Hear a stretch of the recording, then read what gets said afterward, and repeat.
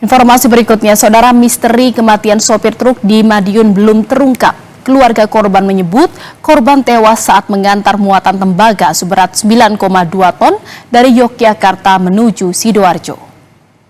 Adik kandung korban mengungkap kakaknya mengemudikan truk berisi muatan tembaga dari Yogyakarta menuju ke Porong Sidoarjo. Belum sampai tujuan, keluarga mendapat kabar jika korban ditemukan meninggal dan muatan tembaga telah hilang. Dugaan sementara kakaknya menjadi korban perampokan yang disertai pembunuhan.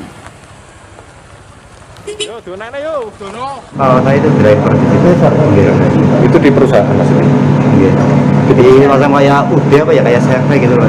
Sudah sering ngirim Jogja Itu dia itu kerja di situ udah agak lama, 5 tahun sih. sudah sering ngirim ya? Udah sering ngirim itu. Kalau pas itu berangkatnya sendirian atau ada kerja? Sendirian, Pak. Sendirian. Itu udah berjalan 5 tahun sendiri terus ya, Pak.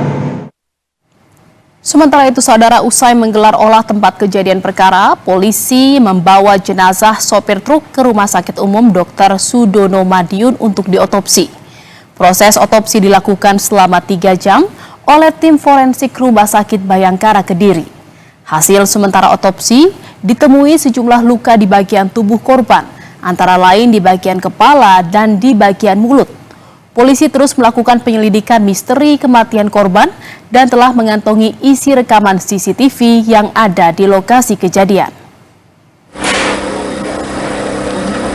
Lukanya di kepala sama di Benda tumpul atau senjata tajam? ya itu kita masih pemeriksaan, masih menunggu hasilnya dari dokter. Kalau alat bukti yang sudah dikantongi apa aja? Sementara ini masih kita butuhkan, Termasuk CCTV di lokasi? masih kita proses penyelidikan.